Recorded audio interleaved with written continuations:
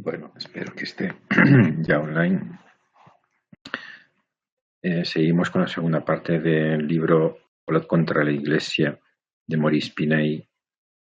Hay un vídeo primero en este canal que explica en qué consiste el libro. Es más o menos la introducción.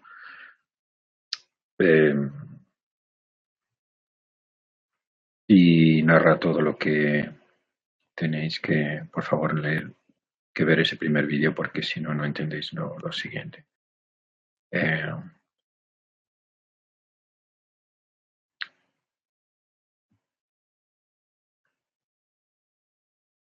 Continuamos con hasta ahora en la primera parte he leído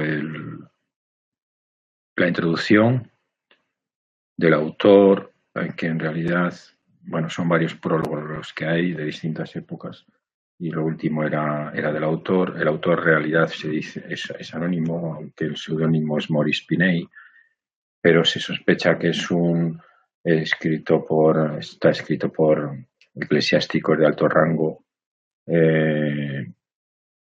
que ante lo que se preparaba en el Vaticano II, lo escribieron para avisar a los padres sobre el peligro que corría la Iglesia con una de complot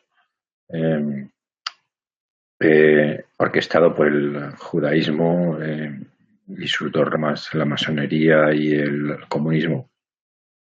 Cuando digo eso, no lo digo a modo de paja, sino que el libro se encarga de demostrar que ambos movimientos y algunos otros, como las herejías, prácticamente todas las herejías, tienen su fuente en el fariseísmo. Por lo tanto, Jesús, cuando nos advierte sobre los fariseos, habla de la sinagoga de Satanás, no está hablando para los de su generación, sino que está hablando para todas las generaciones. Porque en realidad tanto masonería como comunismo, como dije en la primera parte, son envolturas ideológicas para engatusar y pervertir al cristiano, sin lo cual no pueden hacer nada. Y se trata de que la Iglesia vuelva a reconocer y recordar y los peligros de los que nos avisó Jesucristo y los padres de la Iglesia y los apóstoles. Después del Vaticano II hemos caído otra vez bajo su égida, y estamos atrapados, como veremos, bajo las garras del judaísmo, lo que se llama el judío-cristianismo, o la preponderancia judía o judaizante en la Iglesia, simplificada en primer lugar por Bergoglio. O en general todo su séquito. Pero vamos a ver por qué hago estas tan drásticas y vamos a ver el porqué de todo esto a lo largo del libro. Vamos a por ello. Ahora empieza la primera parte, que habla del comunismo. El motor secreto del comunismo. El comunismo es una ideología atea que no cree en Dios. En fin, si no tuviera ningún motor, pues el ateo, en realidad, ateo puro, no se podría levantarse por la mañana para hacer nada, porque no cree en nada. Sin embargo, los comunistas sí que creen en cosas. De todos los sistemas revolucionarios ideados en el devenir histórico con el fin de destruir nuestros valores civilizados, sistemas aplicados a través del tiempo en la forma más efectiva y en el momento siempre más oportuno, El más perfecto, el más eficiente y el más sin misericordia es sin duda el comunismo, porque representa la etapa más avanzada de la revolución mundial, en cuyos postulados ya no solamente se trata de destruir determinadas instituciones políticas, sociales, económicas o morales, sino anular a la vez a la Santa Iglesia y más aún a todas y cada una de las manifestaciones culturales cristianas que son parte de nuestra civilización. Si todas las tendencias de esta tendencia satánica, exhibiendo los más espantosos cuadros de horror y destrucción que se haya imaginado, no sino en la misma esencia de la negación y en el repudio más violento y lleno de odio hacia todo lo existente hasta la fecha, porque de otra manera no sería concebible la besanía inaudita de sus tácticas criminales y el espíritu de destrucción, aniquilamiento, vulneración, contradicción y oposición de sus dirigentes hacia todo aquello que representa criterios axiológicos, no solamente católicos, sino religiosos en general, axiologías de estudio de la verdad.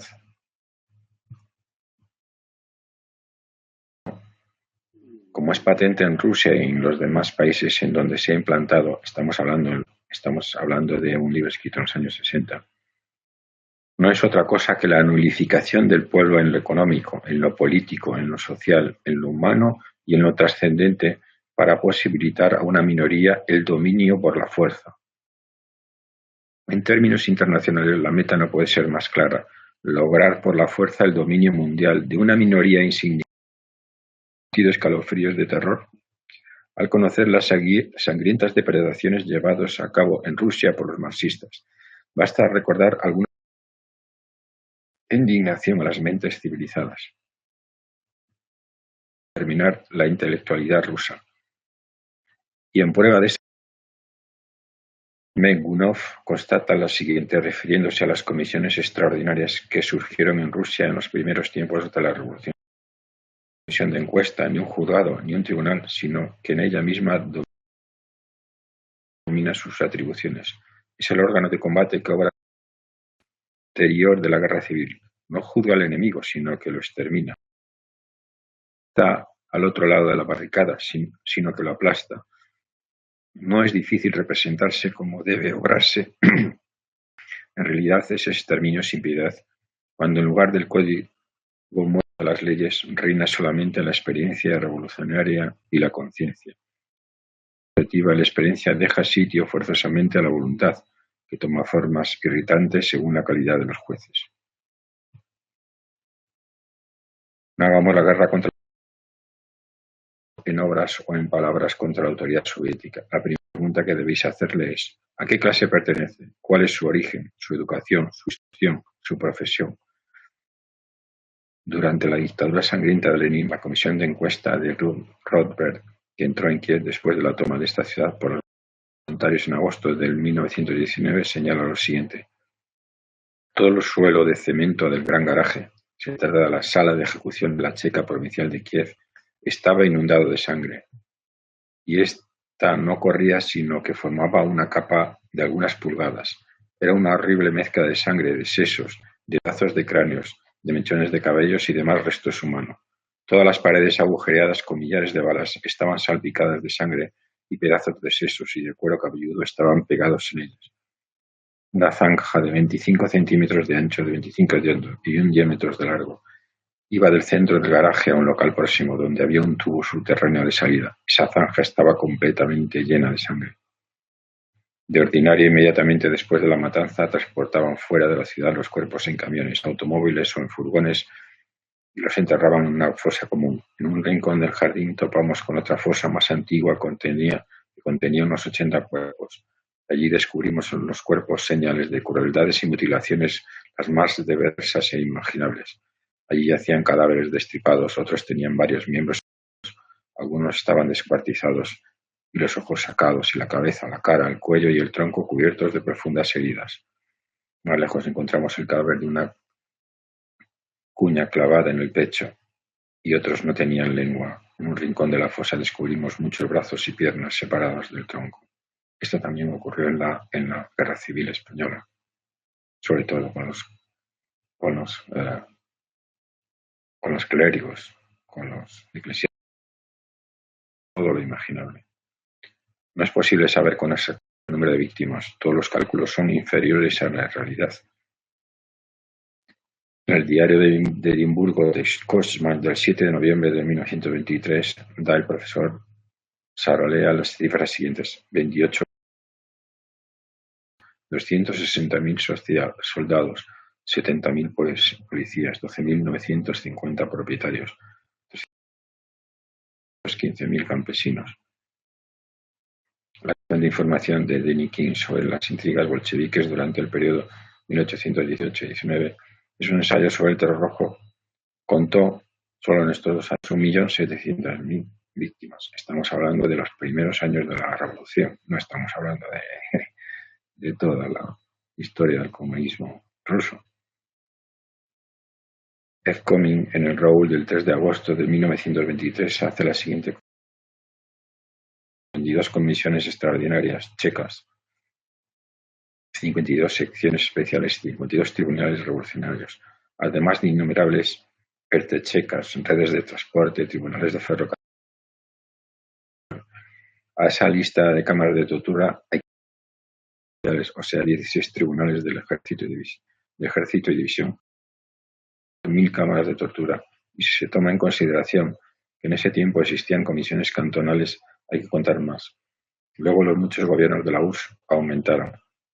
La Siberia, la Crimea y el Extremo Oriente fueron conquistados. El número de checas aumentó en proporción geométrica.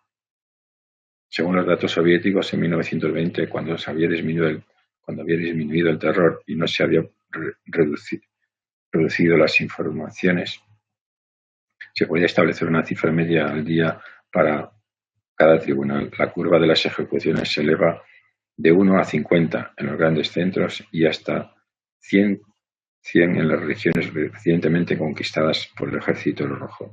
La crisis del terror eran periódicas y luego cesaban, de manera que puede fijarse. Todas las citas tienen su número de su publicación y su número de hoja, que veremos más tarde cómo es. Recordemos estas matanzas inauditas no porque sean las más cuantiosas en conjunto ni las más misericordias, sino porque al encontrarnos 45 años de estas masacres, 45 años en los años 60, puede haberse borrado el cuadro actual comunista. Incluso para las personas que todavía alcanzaron a ser contemporáneas de los acontecimientos y que viviendo aún se han olvidado de estas tragedias con esa facilidad con que los humanos olvidan no solamente los hechos desagradables que no les afecta directamente, sino aún a los de los que fueron víctimas.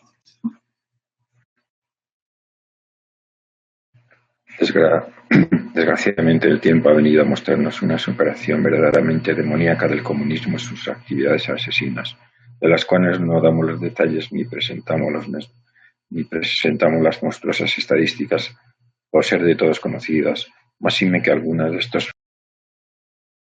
Basta recordar la gigantesca y creciente matanza de Polonia, de Alemania Oriental y de Cuba, las anteriores purgas masivas de millones de chinos por el gobierno comunista de Mao Zedong. Una estadística valiosa de las víctimas del comunismo obra en la publicación titulada Liberación Interesse Mondiale de Simón Roma, 1957. Toda esta introducción es necesaria para. Pero aun los ensayos comunistas que no pudieron tener permanencia definitiva, como el del comunista Bela Kun, que de una manera ocupó Hungría a mediados del año 1919, el de España 1926, en el que los bolcheviques se apoderaron de Madrices hispanas, asesinando más de 16.000 sacerdotes religiosos, y igual que sacerdotes religiosas, quemaron todas las iglesias que pudieron. Pero ya antes de la guerra civil, ya en el año 31, ya hubo una gran quema de iglesias que se promocionó desde el mismo gobierno. Desde el Ministerio de la Gobernación mandaron fuera.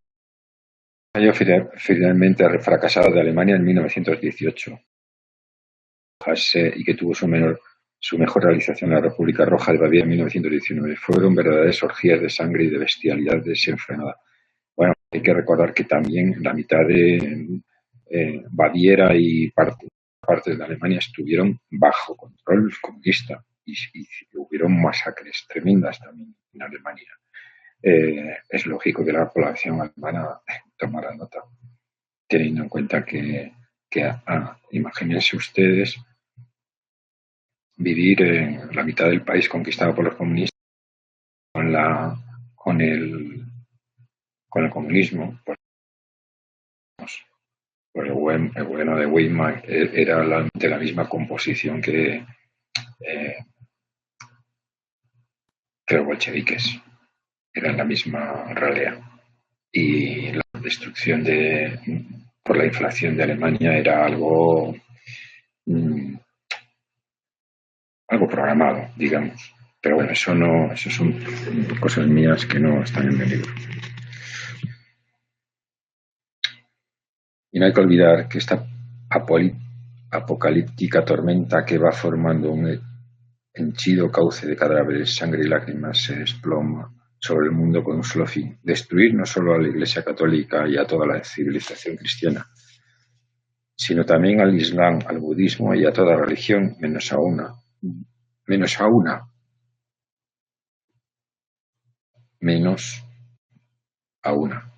de la que hablaremos después.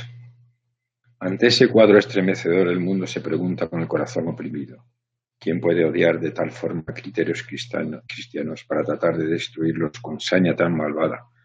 ¿Quién ha sido capaz de urdir esta sangrienta maquinaria de aniquilación?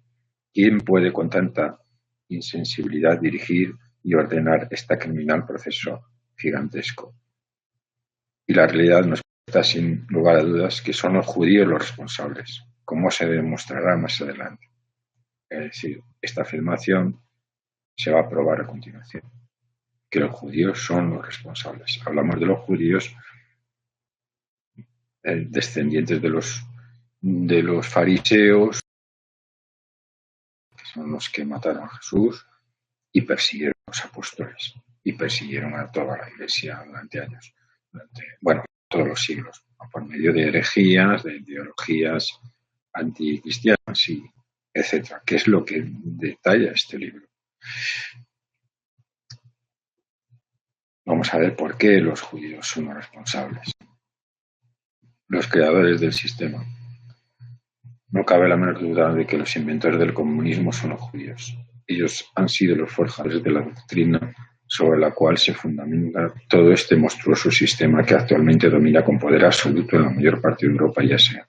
Hablamos de los años 60, en que se escribe este libro, que convulsiona a los países de América y que invade progresivamente a todos los pueblos del mundo como un cáncer letal, como un tumor que va comiendo las entrañas de las naciones libres, sin que parezca encontrarse un remedio eficaz contra él. Bueno, el comunismo sigue de otra manera, porque el motor del judaísmo, como veremos, sigue utilizando otras tetas como el comunismo, como el postmarxismo, el LGBT, el feminismo, son en realidad luchas de clases, solo que las clases se han sustituido por los sexos, por es posmodernidad, es el marxismo, los errores de Rusia, entre comillas, son los mismos que estamos enfrentando ahora mismo, solo que en vez de usar la parte económica y la lucha de clases, se utiliza la lucha de sexos, etcétera.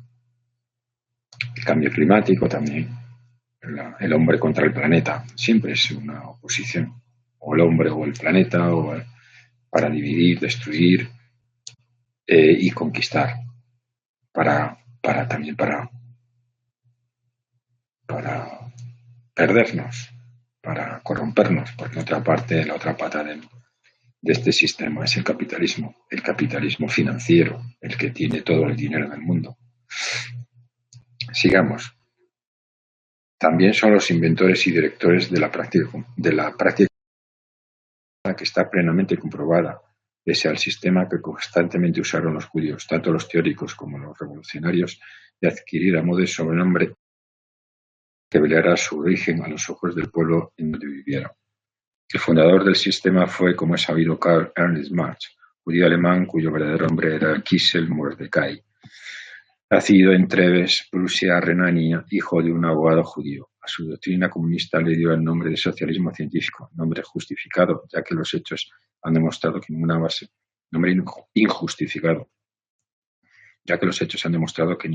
científica tiene muchos de sus postulados básicos. Antes de su famosa obra El Capital, concepción fundamental del comunismo teórico y de las ideas, se dedicó a propagar por el mundo con inagotable actividad. Su muerte en el 1887 había escrito y publicado en Londres el Manifiesto Comunista en compañía del judío Engels, al año 1848. Anteriormente, entre el 843 y 847, había formulado en Inglaterra, cuyos gobiernos de forma extraña lo protegieron, un frase sobre la cuestión judía y que tiene una ultranacionalista judía. Bien, de que extrañamente nada, porque Inglaterra siempre fue desde Cromwell el portaaviones judía contra el resto del mundo, por el hecho de que los Rothschild vivieron allí y son realmente los dueños de Inglaterra y de gran parte del mundo. De hecho, Rothschild pagó a Marx, lo subvencionó, lo ayudó. Marx recibía dinero de los judíos capitalistas para que era una ideología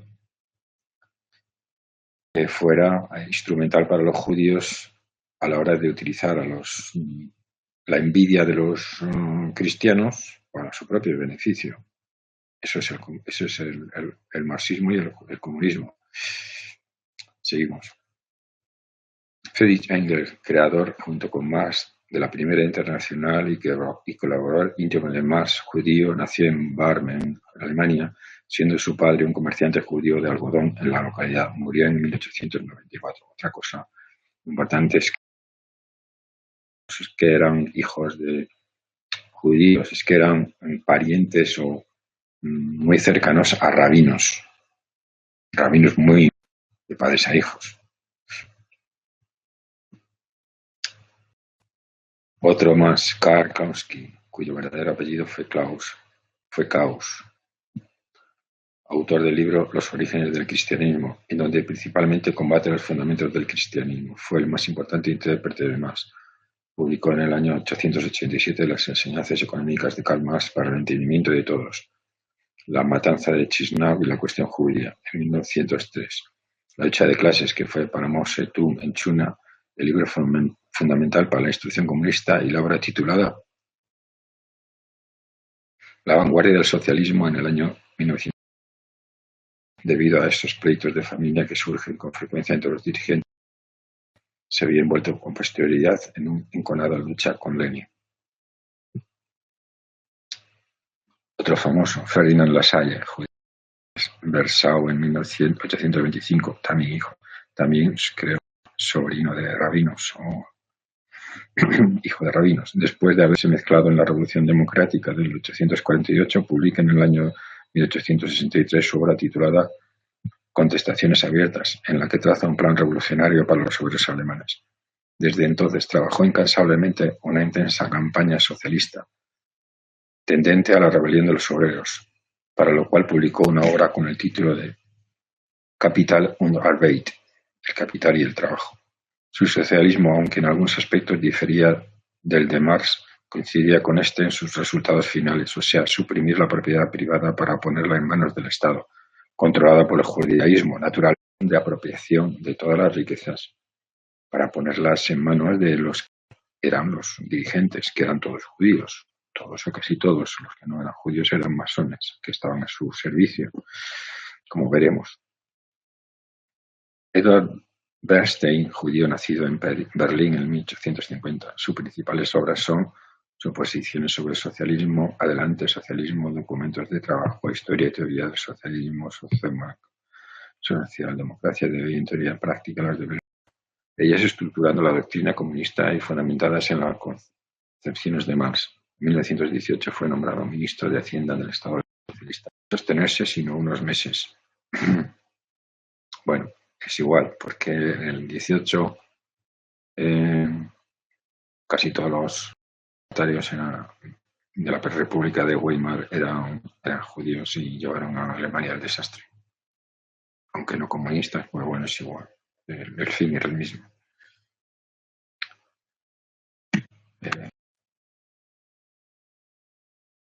Bueno, voy a hacer una pausa